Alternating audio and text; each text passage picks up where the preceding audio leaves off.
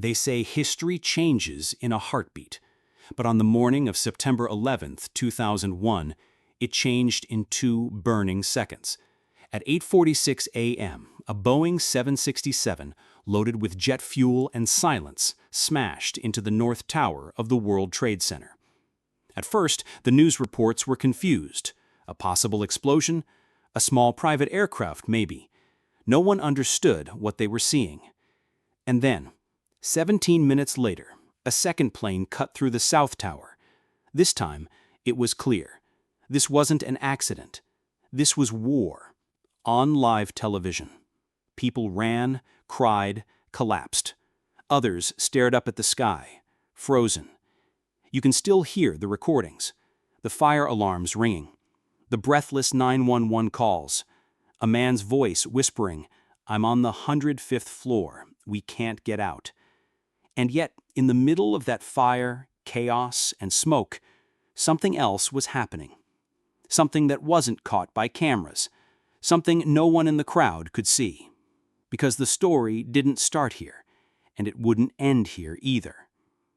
What the public didn't know was that this was only part of the plan, that 2 more planes were still in the air, that the most powerful military in the world had lost control of its own skies, and that, just weeks earlier, someone inside the White House had received a memo, a classified briefing, a warning.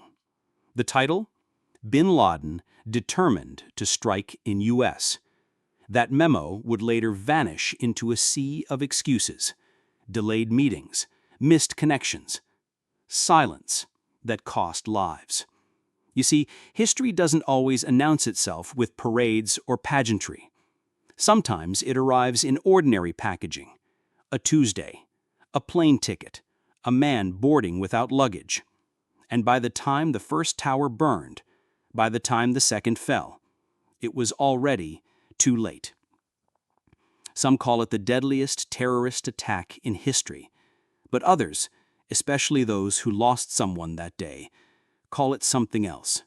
A preventable tragedy, a system failure, a breakdown of intelligence, an inside job? They won't say it out loud, but they wonder. Because 4 commercial planes don't just go rogue. Thousands don't just die without someone missing a signal. And buildings don't just fall like that. 20 years later, the dust has settled, but the questions remain, still raw, still buried, still denied. Who planned it? Who enabled it? And perhaps most haunting of all, what haven't we been told? Some survivors never went back to the city. Others wake up every night, coughing on memory. First responders died years later, not from the blast, but from the debris they inhaled while digging through the rubble. And the families, they're still holding on to voicemail messages, still staring at empty seats at the dinner table, still looking for closure that may never come. But the story of 9/11 isn't just about grief. It's about decisions, moments, a series of small choices that led to the single deadliest day on American soil since Pearl Harbor. So before we talk about what fell, we need to talk about what was ignored, what was dismissed, what was allowed. Because once you look past the smoke, once you listen to the silence between official statements, you might start to see a different kind of timeline. One that leads not just to ground zero, but back through embassies, terrorist camps, intelligence memos, missed warnings, and closed doors. This is not just a story about terrorism. It's a story about us, about how a nation slept through the noise and woke up to the sound of everything breaking at once. This is what happened before, during, and after the morning that changed the world forever. This is the story of the 9/11 attacks. Before the smoke, before the sirens, before the steel buckled and fell, there was silence. And that silence wasn't empty. It was filled with missed signals, with optimism, with distraction. The year was 2001. America stood at the height of its power, The Cold War was over. The internet had gone mainstream. The economy was booming. Silicon Valley was minting millionaires by the hour. People were buying DVDs, logging onto AOL, and wondering whether U2K had all just been a false alarm. Wall Street was strong. Gas was cheap. The president was still new. And the last true national trauma, Oklahoma City, felt like an isolated wound. There were no boots on the ground in Afghanistan, no long airport lines, no Department of Homeland Security. Security, in fact, had become invisible, like the furniture you stopped noticing after a while. America didn't feel invincible. It felt untouchable. In New York City, business was booming.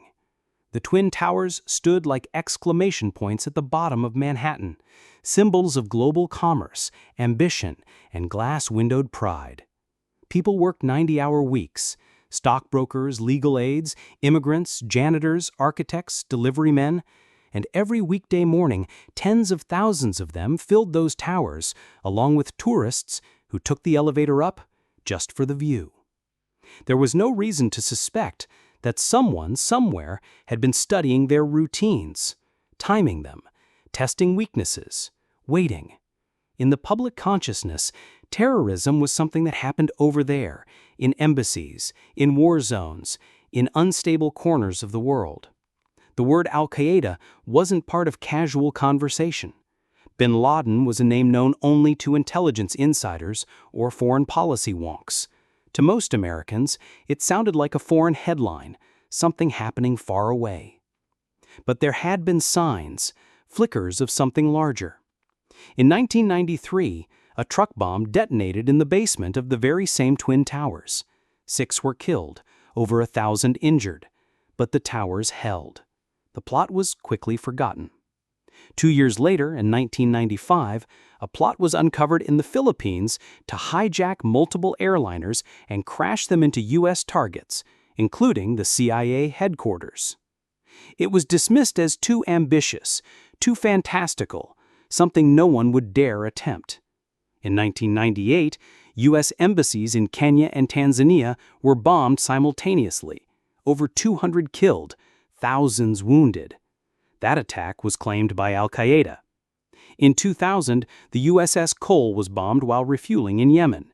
17 American sailors died. And through all of it, Osama bin Laden's name kept resurfacing. Briefings were written, warning is delivered, but the dots were never connected. Not fast enough, not seriously enough. Inside the FBI, a lone agent tried to sound the alarm. He warned of a growing extremist network. He asked why men with no aviation experience were taking flying lessons, yet didn't care to learn how to land. He was ignored. In July of 2001, the CIA told the White House, something spectacular is coming. They didn't know when or where, but the signs were everywhere. And still, no red alert was issued. No flights were grounded. No orders given to harden cockpit doors. Life continued. On September 10, 2001, the president went to bed at a Florida resort. His agenda the next day included reading to school children. And his intelligence briefing, entitled Bin Laden Determined to Strike in U.S., sat on a desk, just pages in a binder. So when the towers were struck that next morning, many were surprised, but not everyone. And that's the uncomfortable truth. There were people inside the U.S. government, the intelligence community, the diplomatic corps, who knew something was coming. Not precisely, not completely, but enough to raise a question. How prepared was the United States for an attack like this?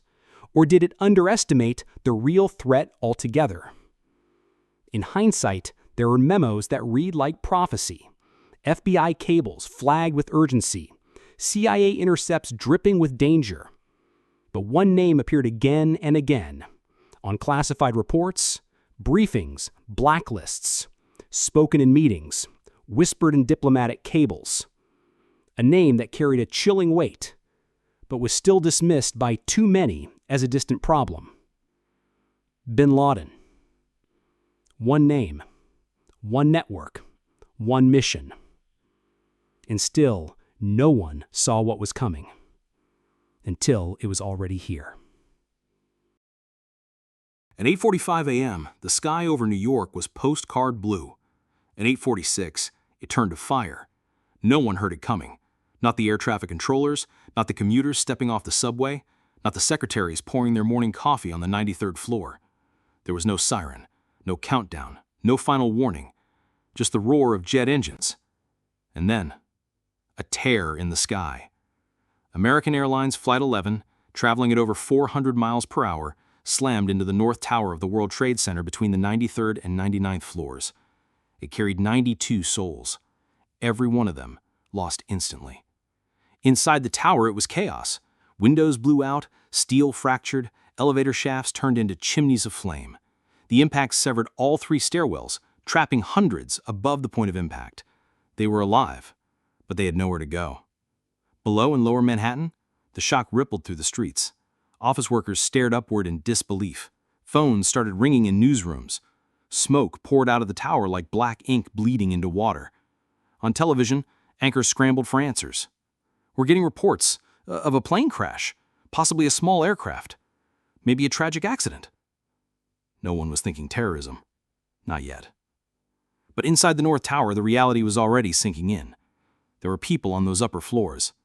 They were making phone calls, leaving voicemails, pleading for help, writing last words. One man said, "I'm on the 106th floor. We're not ready to die. Please, please call someone." Some jumped, not to escape, but to avoid flames. Office workers, leaping from 90 stories in the air. The footage would be too graphic to show in the days that followed.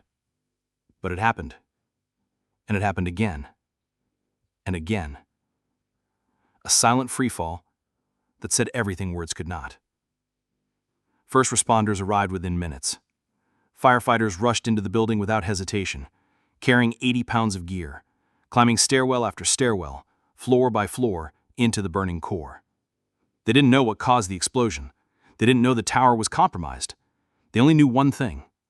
People were inside, and time was running out.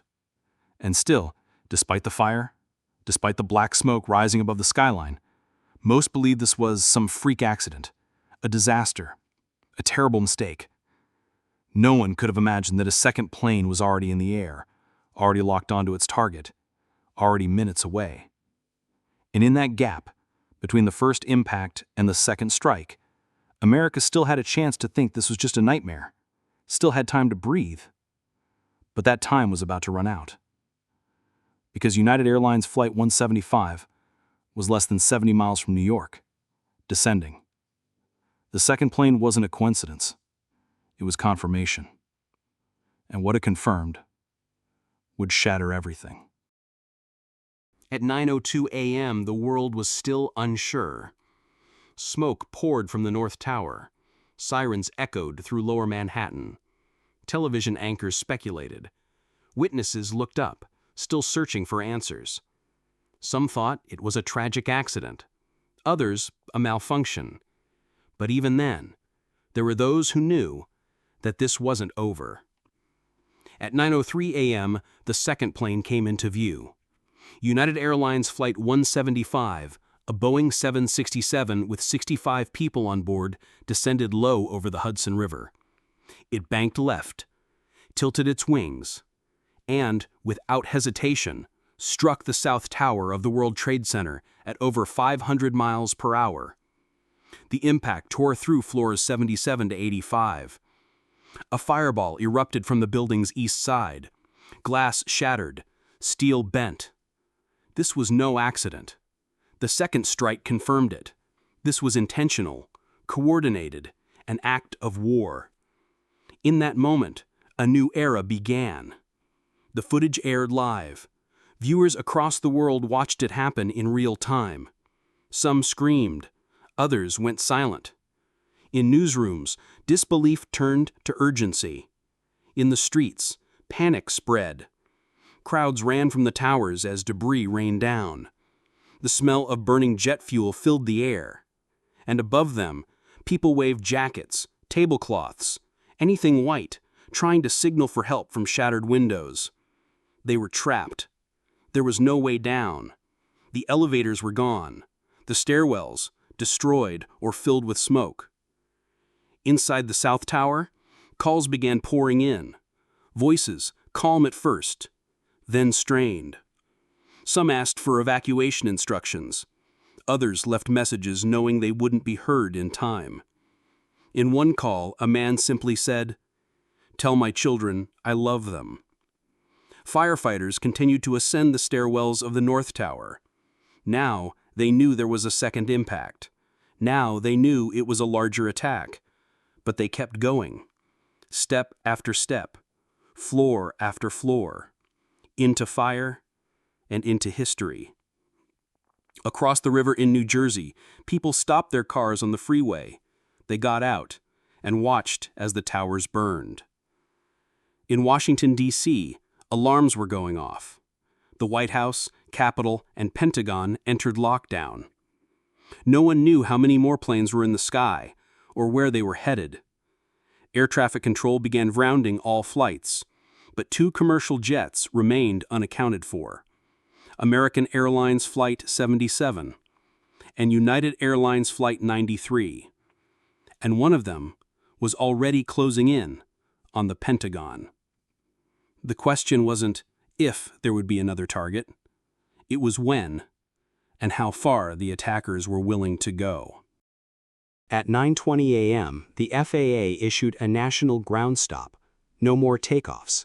Every commercial aircraft in the air was told to land as soon as possible. The skies over America were no longer considered safe. But not every plane had landed. 2 flights remained missing from radar.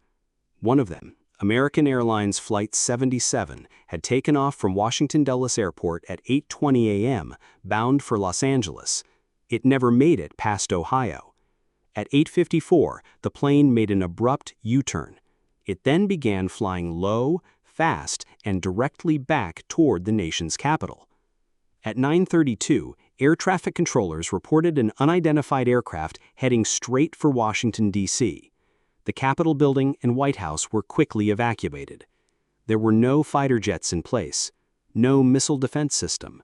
There wasn't time. At 9:37 a.m., Flight 77 crashed into the western side of the Pentagon. The impact killed all 64 people on board, passengers, crew, and hijackers, along with 125 individuals inside the building. The jet tore through 3 of the 5 rings of the Pentagon's outer structure. Fires erupted in the halls. Smoke rose over the Potomac. One of the most heavily guarded buildings in the world had been hit, less than an hour after the first plane struck New York. There was no longer any doubt. This was a coordinated, multi-pronged attack on the United States. And yet, confusion still dominated the moment. Inside the Pentagon, survivors helped one another through darkened corridors. Some were burned, others trapped. Emergency exits were compromised. First responders arrived in minutes, but the damage was already extensive. In the early stages, there were conflicting reports. Some believed the White House was next. Others assumed the Capitol had already been struck. Rumors spread of additional planes still in the air. Military and intelligence leadership scrambled to assess the scale of the attack. The president, still in Florida, was immediately placed on Air Force One and flown to an undisclosed location. Vice President Cheney was moved to a secure bunker beneath the White House. Communication between federal agencies was limited. Information was incomplete. And amidst it all, another plane was still unaccounted for. United Airlines Flight 93.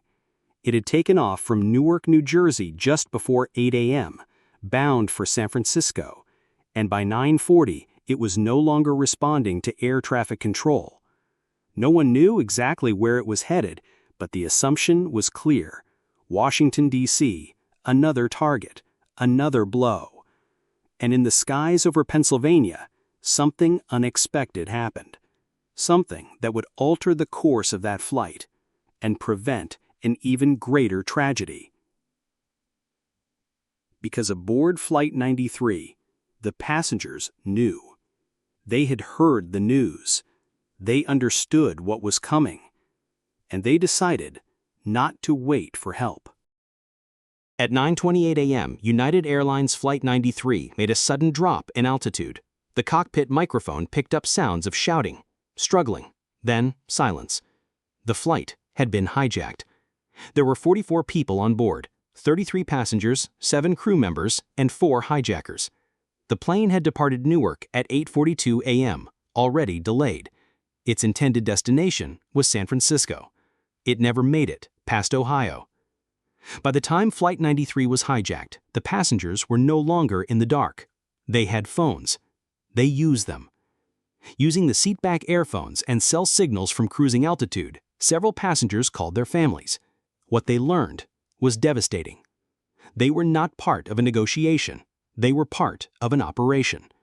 2 planes had already struck the World Trade Center. A third had hit the Pentagon. Flight 93, they realized, was the next weapon, and they were inside it. There was no time for panic, no time for debate.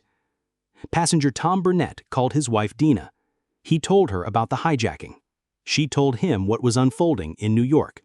He listened and replied, "We're all going to die, but 3 of us are going to do something about it." Others joined him. Todd Beamer, a businessman from New Jersey, recited the Lord's Prayer with a phone operator. His last recorded words, "Let's roll." The plan was improvised. A rush on the cockpit, disorient the hijackers, regain control if only to crash somewhere else.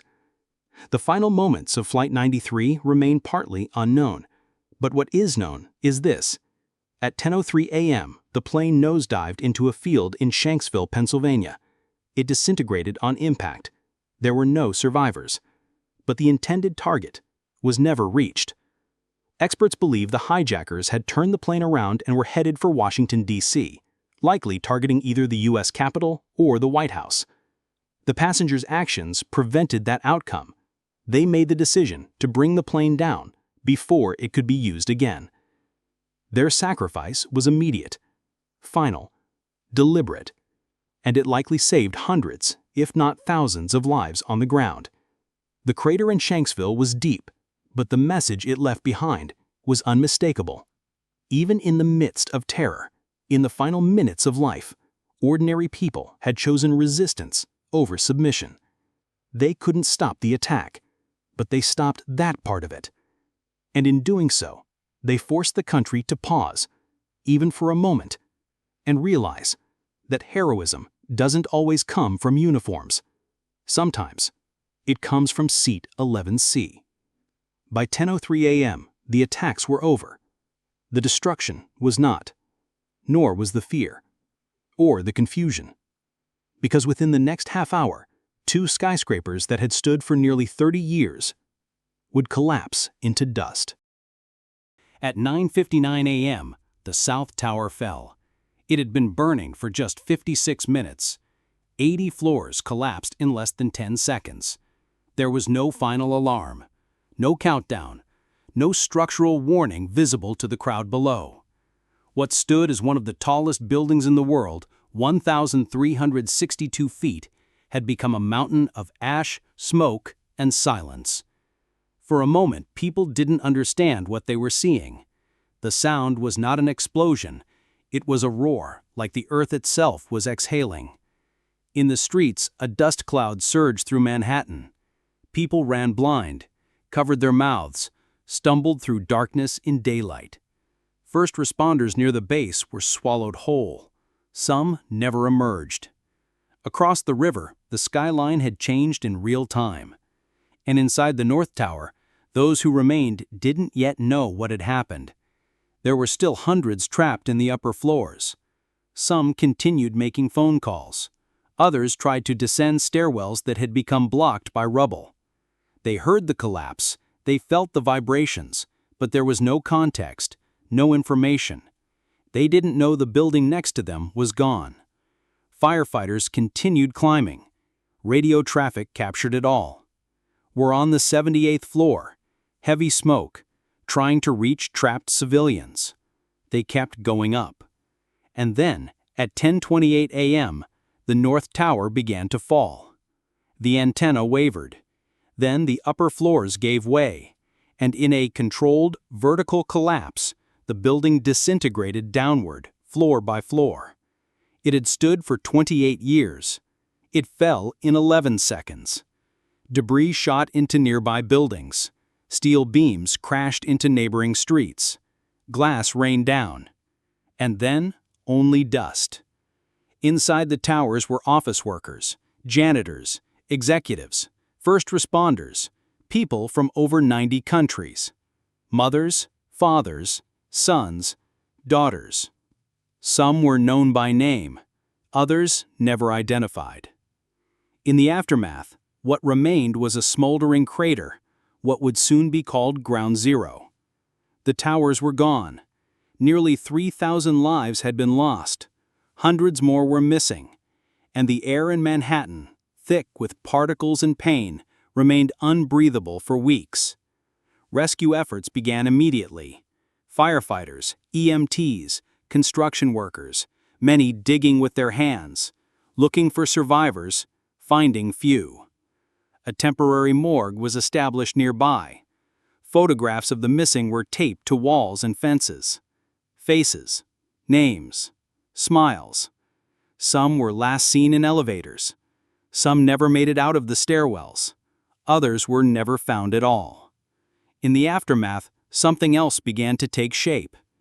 A collective realization that this wasn't an isolated strike. It was a calculated act of mass murder, a coordinated attempt to cripple, shock, and humiliate. And for many, the next question wasn't who did this. That answer was becoming clearer. It was what comes next. The towers had fallen. The Pentagon was burning. Flight 93 had crashed. But across the country, in living rooms, control rooms, and war rooms, leaders and citizens alike were beginning to ask why, how, and who would answer for it. The attacks were over, but the damage was only beginning. In New York, dust blanketed the city like snowfall. Cars sat abandoned on sidewalks. Shoes lay scattered in the streets. Storefronts remained open, but no one was shopping. At Ground Zero, a steel skeleton remained, bent, scorched, twisted by unimaginable force. Smoke continued to rise for days. And beneath it all were voices, some calling for help, others already silent. Search and rescue teams flooded Lower Manhattan. Firefighters dug with gloved hands. Construction crews brought cranes. Sniffer dogs walked beside the exhausted. They weren't looking for remains. They were looking for survivors. Few were found. In total, 2,977 people died on September 11th. Hundreds more would die later, from the air they inhaled while working the pile, from cancers, from trauma. Hospitals set up emergency stations, expecting mass casualties, but few came. The reality was that most had perished instantly, either from the impacts, the fires, or the collapses. At firehouses across the city, black drapes were hung. Entire squads were lost. In some stations, not a single member returned. Families clung to hope. Photos of the missing were posted on walls, telephone poles, fences. Faces of fathers, daughters, colleagues, friends. Under each photo, have you seen this person? Some families waited hours, others days. Many never received an answer. In Washington, the Pentagon burned for 36 hours. Military personnel worked through the smoke to account for the dead. In Pennsylvania, investigators combed the wreckage of Flight 93, a crater no wider than a swimming pool. No bodies were recovered intact. And across the nation, flights were grounded, borders tightened, public events canceled. Americans watched, waited, and grieved. President George W. Bush, aboard Air Force One, addressed the nation that evening. Thousands of lives were suddenly ended by evil. Our way of life, our very freedom, came under attack. Flags were lowered, candles lit, blood banks filled, strangers embraced. But alongside unity was fear. The hijackers had walked among them, boarded planes without raising suspicion, used the same airports, the same streets. And while officials confirmed that the perpetrators were affiliated with al-Qaeda, led by Osama bin Laden, many Americans didn't yet understand what that meant. Who were they? Where were they? And what would be done in response? In the vacuum of certainty, speculation grew. Were more attacks coming? Were other sleeper cells already in place? Rumors spread faster than facts. And beneath the public mourning, national security agencies began working around the clock. Names were circulated, financing traced, connections drawn from Hamburg, Germany to Kandahar, Afghanistan. The world was watching, but the American people were still asking one question louder than all the others. How could this have happened? And as intelligence reports emerged, declassified, leaked, or too late, a pattern began to appear. Warnings had been given, signals missed, dots left unconnected. There had been time that was lost. In the smoke of tragedy, blame is often a delayed visitor.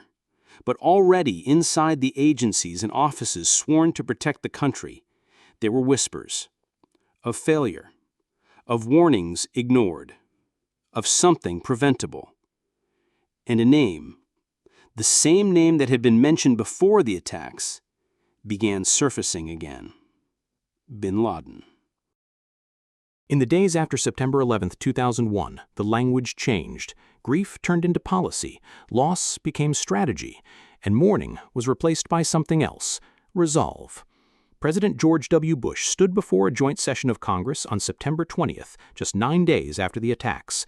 His words were direct: "Our war on terror begins with al-Qaeda, but it does not end there."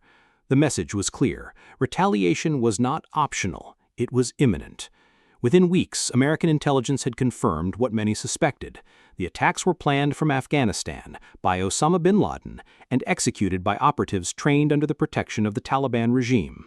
On October 7, 2001, the United States launched Operation Enduring Freedom. The war in Afghanistan had begun.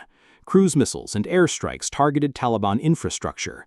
U.S. Special Forces coordinated with anti-Taliban groups on the ground. Within months, the regime collapsed. But bin Laden remained at large.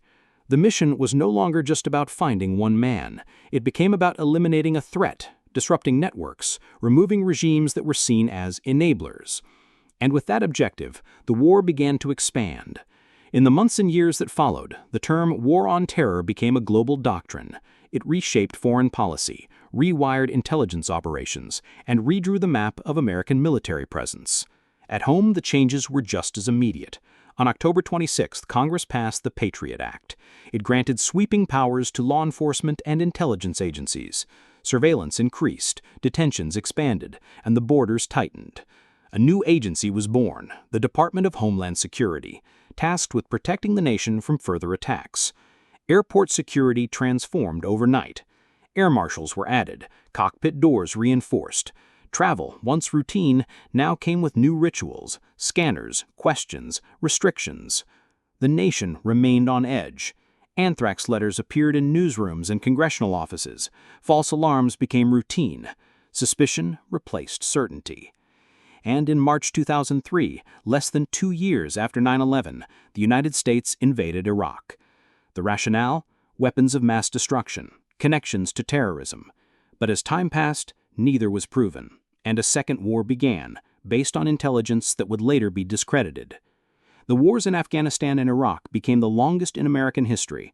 They cost over $8 trillion, more than 900,000 lives, military and civilian, and yet Osama bin Laden would not be found until May 2, 2011, nearly a decade later, living in a compound in Abbottabad, Pakistan. He was killed in a U.S. Navy SEAL raid, buried at sea. The man responsible was gone, but the consequences of his actions continued to shape everything, from border policy to political rhetoric, from refugee crises to domestic surveillance, from global alliances to fractured regions.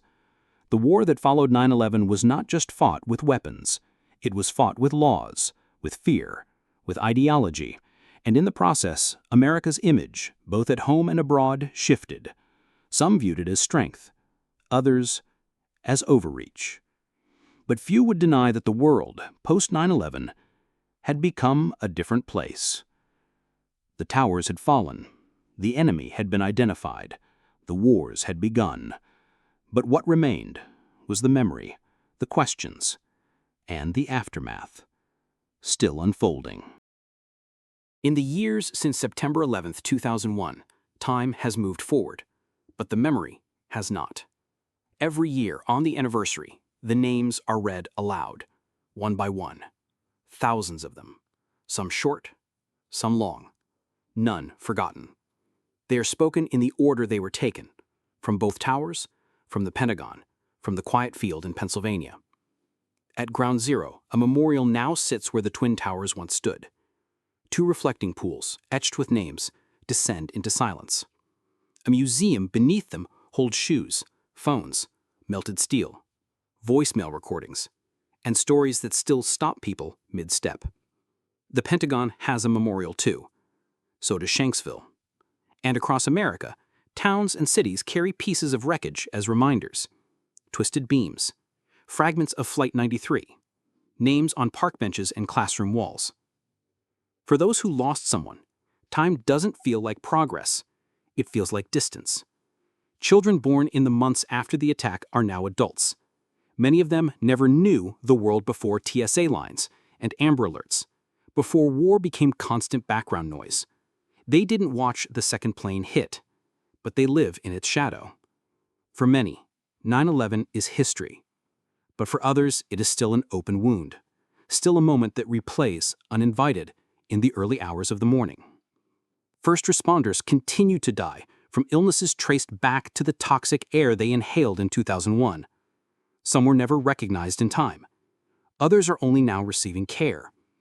Politicians debate what was done in response. Citizens debate what was lost. And scholars continue to analyze the missed opportunities, the structural failures, the intelligence gaps. But beyond politics, beyond policy, the most difficult question remains: have we truly learned anything? In the years since, terrorism has changed form. No longer centralized, no longer just foreign. Domestic extremism has grown. Misinformation has flourished. Trust in institutions has eroded. We are more connected than ever, and somehow more divided. The unity seen in the days after the attack, people of all backgrounds standing side by side, feels increasingly distant. And yet, every September people gather. They bow their heads. They light candles. They remember. Not because the memory brings comfort, but because it demands responsibility. To ask better questions, to listen when warnings are given, to remember not just what happened, but how it happened. Because the legacy of 9/11 is not only in what was destroyed, it is also in what we choose to protect, what we choose to believe, and what we choose to carry forward. In the end, this isn't just a story about planes or buildings. It's a story about people, about the ones that didn't come home, about those who tried to save them, and about all of us still trying to understand how, in a single morning, the world was changed forever.